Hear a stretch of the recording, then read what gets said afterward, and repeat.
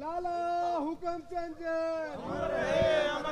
Mirza Munir bag. Hindustan की स्वतंत्रता संग्राम की लड़ाई में अपनी कुर्बानी देने वाले शहीद लाला हुकमचंद जैन और शहीद मिर्जा मुनीर बेग को आज पूरा देश याद कर रहा है।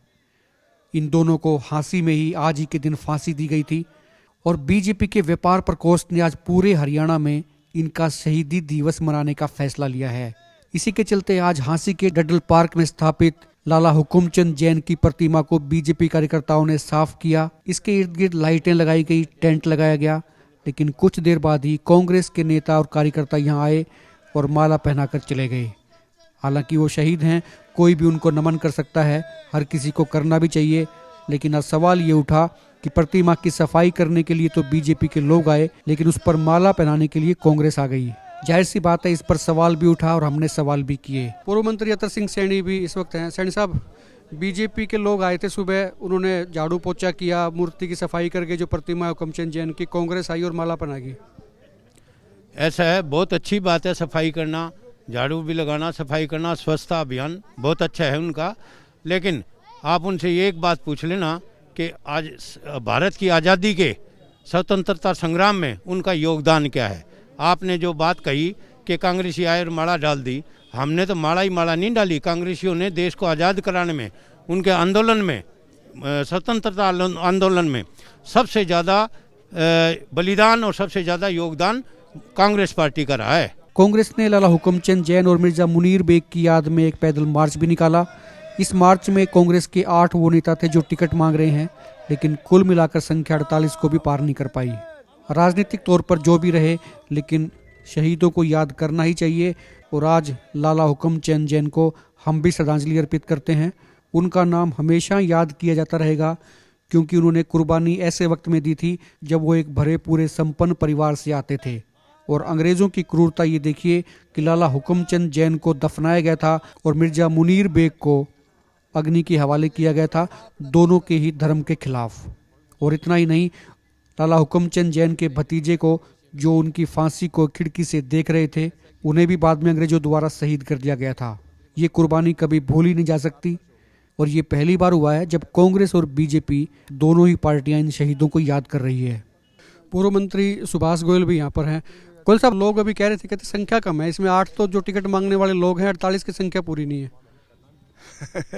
ये तो अपनी अपनी सोच की बात है। पार्टी का आदेश हुआ, जो कर्मठ कार्यकर्ता हैं वो सारे के सारे आपके सामने देश के लिए कुर्बान हो गए।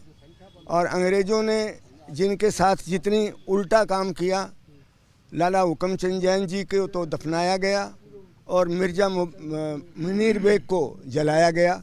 ये मतलब इसी प्रकार से आज के दिन जिस प्रकार से कांग्रेस पार्टी पुराने शहीदों को याद करवाने के काम कर रही है, तो वो इससे हमें प्रेरणा मिलेगी और लोगों के अंदर प्रेरणा जागृत करने का हमें मौका मिला। प्रेम सिंह मलिक यहाँ पर हैं, कांग्रेस के नेता हैं। देखिए, शहीदों को हमें जब तक हम जिंदा हैं सम्मान देते रहना चाहिए, देते रहेंगे। और मेरी तो व्यक्तिगत शहीदों के प्रति बहुत ही श्रद्धांजलि हमेशा रही है। और कांग्रेस पार्टी एक अकेली ऐसी पार्टी है जो देश को आज़ाद करवाने के अंदर अपनी शहादतें इन्होंने कांग्रेसियों ने दी है। यो कांग्रेस के अध्यक्ष हैं आनंद जाखड़, वो भी हैं। आनंद, आज शहीद हुकमचंद जैन की जयंती मनाई जा रही है पूरे प्रदेश में, क्या संदेश? सरकारी पद पर रहते हुए जिस तरह मिर्जा मुनीर बेग ने और लाला हुकमचंद जैन ने अंग्रेज़ों के खिलाफ जो जंग छेड़ी, और उस जंग की बदौलत ही 15 अगस्त 1947 को भारत आज़ाद हुआ। मैं उन दोनों की कुर्बानी से ये युवा साथियों को संदेश देना चाहता हूँ कि आज भी अन्याय और दमनकारी नीतियों के खिलाफ हम लोगों को आगे आना चाहिए और लामबंद होना चाहिए, संघर्ष करना चाहिए। संघर्ष कभी व्यर्थ नहीं जाता। सुमन शर्मा भी यहाँ पर हैं, नगर परिषद के पूर्व चेयरमैन प्रतिनिधि हैं। शर्मा जी, आप तो अक्सर आते रहे हैं यहाँ पे, जब फंक्शन थे आप जब चेयरमैन प्रतिनिधि होते थे, तो आज के फंक्शन में और पहले के फंक्शन में क्या फ़र्क देखते हैं?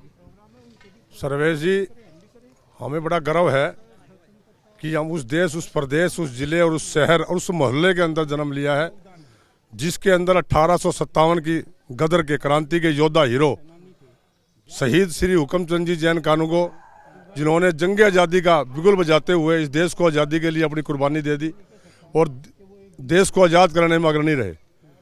लाला हुकमचंद जैन, हम हमेशा ही इनके परिवार के या देश जैन भी खड़े हैं।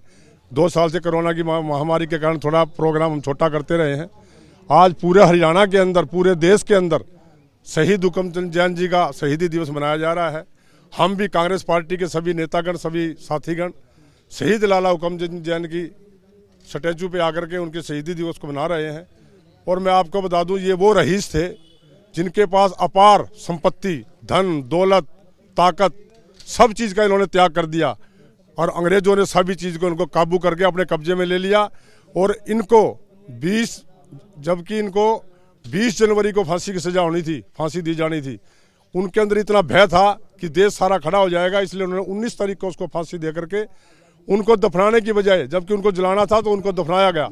तो मैं सरकार से मांग करूंगा कि उनका स्टैचू, माननीय लाला हुकमचंद जैन शहीद का स्टैचू नए पार्क के अंदर भी लगाया जाए और शहीद को सम्मान दिया जाए। जय हिंद, जय भारत। नितेश शर्मा भी यहाँ हैं, युवा कांग्रेस के नेता हैं। नितेश, कार्यकर्ता इतने नहीं आए जितने आने चाहिए थे। बड़ा कार्यक्रम था, नेता टिकटार थी, जैसे मैंने कहा कि 8 लोग टिकट मांगने वाले हैं और 48 की संख्या पूरी नहीं है। क्या कमी रहेगी?